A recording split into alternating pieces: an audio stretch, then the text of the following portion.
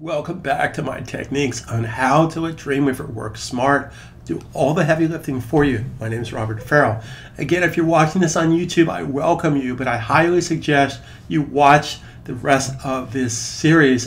You can watch the first couple of videos of this series totally for free on udemy.com. I also have some wonderful other free techniques on Udemy. If you simply click the bottom of this video, if you're on YouTube, by the way, if you're watching this on YouTube, you click the bottom of the video, that will take you to the udemy.com site /think, learn, earn, where I have some free previews of how my courses work and how I think in different techniques. Okay, so what we need to do now is to find the site. Now again, for those of you that are new to Dreamweaver, what you really need to start paying attention to is letting Dreamweaver do the heavy lifting for you. So the first thing you definitely would want to do, now I would pretty much define a site before I do these other steps, but I just want to share with you how simple it was to copy and paste the comp using my quick markup tool and paste it directly into Dreamweaver. Now again, it's not inside of Dreamweaver now because I deleted it, but it is on my computer and it is in that folder that we saved in it. So we're going to go to the site menu, and based on these choices, we're going to make a new site. Now, important vocabulary that I just said to you, based on these choices. Menus basically come down to choices. Just like going to a restaurant, you're not expected to basically memorize the restaurant's menu. In fact, I've been eating at the same restaurant, the local diner here at West 57th Street, for the past almost 20 years, just about 2-3 times a week. So if you ever want to find me, I'm typically there when I'm eating lunch. Now, I do not have that menu memorized, nor do I need that menu memorized. Say that 5 times fast. I simply need to know, based on the choices, what do I want. So as an example, if I want breakfast, I'm going to look on the breakfast menu. If I want dessert, I'll look on the dessert menu. So what you want to get in the habit of doing is understanding what you're trying to accomplish. So as an example, if I wanted to insert graphics into this program, well, insert graphics. Is there something called insert graphics? No, but I do have something called insert, and since a graphic, according to the rules of the web, is actually an image, it's insert image into my page. Now let's say I want to change my page. Change my page's maybe properties, or change something about my page. What do these menus have to do with change? Let's see, site, window, change. Oh, modify. I get it. Modify, change. Modify, change, page properties, Command J. We're going to do this when we do our tracing image. But again, my objective is this, and this is what separates my training from any other video you've ever seen. I involve you in the thinking process.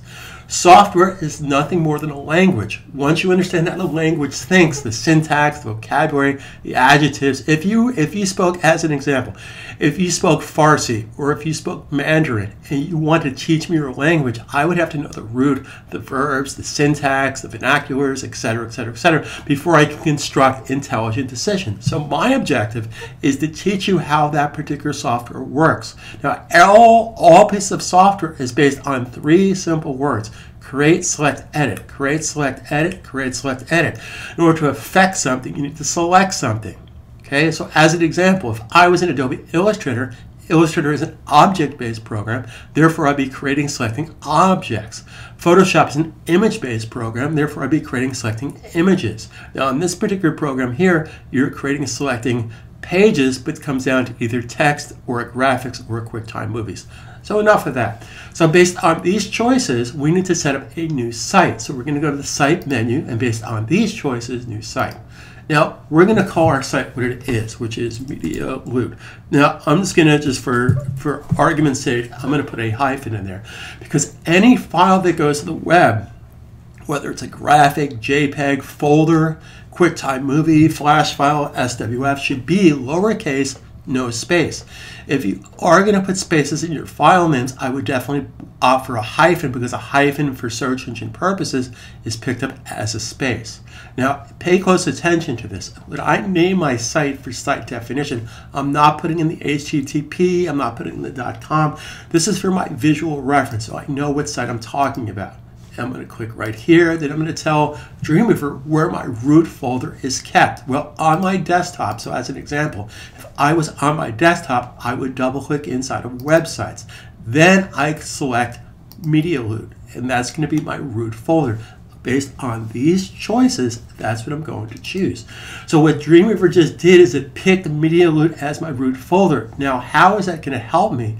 Because now when I design assets and bring in files and everything else, from now on, everything needs to be part of this folder. Now, inside of this folder, of course, as I just demonstrated, you can have a folder inside of a folder inside of a folder. But the rule of setting up a defined site in Dreamweaver is you cannot put any assets, whether it's a CSS file, JPEG file, QuickTime movie, Swift file from Flash, it can't be outside of this folder. If it is, it's not going to know how to talk to it. It's not going to know how to upload it to the server. Okay? So what I want to share with you before we move any further, we're working in Dreamweaver CS6. Now, if you don't have CS6, there's tools in CS6 that you're not going to find in CS5 and CS5.5. Now, for those of you that are saying, well, it's an expensive upgrade, well, it's $19 a month if you get the cloud version, which is the updated version. It updates quite often, totally for free, for $20 a month. Now, for those of you that are saying $20 a month is a lot of money, well, then I think you're in the wrong business. If you're not making $20 a month with your web skills, then I've done something horribly wrong. Okay, so I highly suggest you do that. Now, inside of Dreamweaver, if you're not in classic mode, I highly suggest to reset and go to classic mode. So I'm in classic mode right now, so I want to just see my styles palette and my files palette. Everything else I can close down. I don't need to see any other palette right now. Now, important to understand, since we define the site, now we're not talking about FTP. We're not FTPing anything. In fact, we're basically going to build the site locally for the most part, and then I will share with you when we're finished how to actually upload it to your server. I'm going to click right here. So these are my local files. Here's my remote files. Again, we have not defined a remote server. The only thing we've done is set up our site definition according to Dreamweaver. Now, if you want to make changes to this, and what do I mean by that? Well, maybe you want to repath it to a different part on your computer. So as an example, if you decide to move this folder someplace else on your computer, like in your documents folder or someplace else, then you would have to either click here and let go to bring up this interface again, or based on these choices under site, manage site. So based on these choices, I'm not making a new site, I'm managing an existing site. Then I can simply double click this particular site and reorganize it, or spell this if I had a typo in there, etc., etc. So with this in mind, this is any palette inside of Adobe products is under the window menu. So this is the files palette. So based on these choices, files, Command-Shift-F for Macintosh, Control-Shift-F for Windows. So it's a toggle, wax on, wax off, wax on, wax off, for those of you that are Karate Kid fans. So in our next video, I will share with you the techniques for basically bringing this in as a tracing image and then building it from there, totally from scratch, building our CSS from scratch. Now again, I'm only going to share with you for free a couple of these videos in this particular series. If you want the full course, you'll have to pay for it, and I'm here to help you every step of the way. Now for those of you who say, oh, it's all about the money. Well, it's not about the money, guys, but just like you make money to pay your bills, this is how I pay my bills. So I'm here to help you every step of the way, but it does, if you want the real in-depth A to C with total support and free upgrades for life with any course that you buy from me on Udemy as free upgrades for the life of the software, I'm here to help you every step of the way. My name is Robert Farrell. I will talk to you in the next video, which we will say that 10 times fast.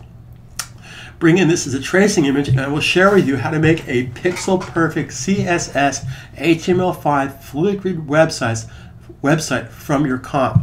So talk to you soon.